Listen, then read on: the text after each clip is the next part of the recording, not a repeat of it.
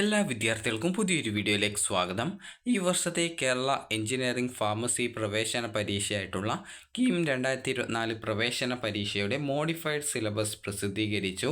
അപ്പോൾ വിദ്യാർത്ഥികൾക്ക് ce.kerala.gov.in എന്ന വെബ്സൈറ്റിലെ കീം 2024 കാൻഡിഡേറ്റ് പോർട്ടൽ എന്നുള്ള ലിങ്കിൽ ക്ലിക്ക് ചെയ്തുകൊണ്ട് ഈ ഒരു പേജിലേക്ക് പ്രവേശിക്കാം. ഇവിടെ മോഡിഫൈഡ് സിലബസ് എന്ന് പറഞ്ഞുകൊണ്ട് സൈഡിലായിട്ട് തന്നെ ഈ ഒരു പുതുക്കിയ സിലബസ് നൽകിയിട്ടുണ്ട്.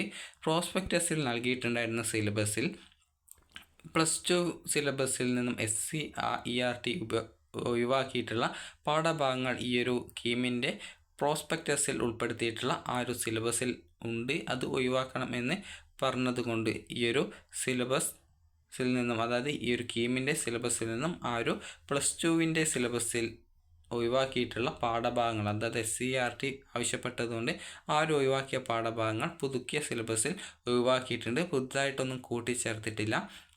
അപ്പോൾ അതുകൊണ്ട് തന്നെ വിദ്യാർത്ഥികൾ ഈ ഒരു പുതുക്കിയ സിലബസ് പ്രകാരം ഈ ഒരു കീമിൻ്റെ, അതായത് ഈ ഒരു ഫാർമസി അതുപോലെ തന്നെ ഈ ഒരു എഞ്ചിനീയറിംഗ് പ്രവേശന പരീക്ഷയ്ക്കായിട്ട് പഠിക്കേണ്ടതാണ്. അതായത് ഇതാണ് പുതുക്കിയ സിലബസ്. അപ്പോൾ ഈ ഒരു പുതുക്കിയ സിലബസ് പ്രകാരം നിങ്ങൾ കറക്റ്റായിട്ട് പഠിക്കുക.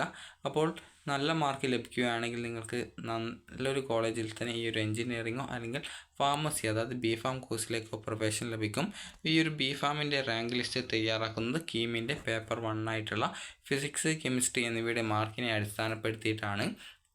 എഞ്ചിനീയറിംഗ് താല്പര്യമുള്ളവർ ഈ ഒരു മാത്തമാറ്റിക്സ് കൂടി പരീക്ഷ എഴുതേണ്ടതാണ്.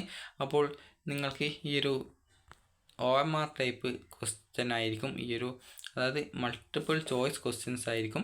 അതുപോലെ തന്നെ കമ്പ്യൂട്ടറൈസ്ഡ് എക്സാം ആണ് ഇത്തവണ ഉള്ളത്. അതായത് കമ്പ്യൂട്ടറിലായിരിക്കും നിങ്ങൾ ആൻസേഴ്സ് ചെയ്യേണ്ടി വരിക. നിങ്ങൾക്ക് ബുക്ക്ലെറ്റിൽ ക്വസ്റ്റ്യൻ ലഭിക്കും, പക്ഷെങ്കിൽ അതിൻ്റെ ആൻസേഴ്സ് കമ്പ്യൂട്ടറിലാണ് നിങ്ങൾ ചൂസ് ചെയ്ത് നൽകേണ്ടതായിട്ട് വരിക. കമ്പ്യൂട്ടറൈസ്ഡ് ആയിട്ടാണ് ഇത്തവണത്തെ എക്സാമിനേഷൻ നടക്കുന്നത്.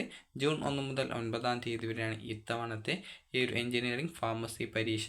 അപ്പോൾ വിദ്യാർത്ഥികൾ ഈ ഒരു പുതുക്കിയ സിലബസ് പ്രകാരം ഈ ഒരു എക്സാമിന് നന്നായിട്ട് പഠിക്കുക.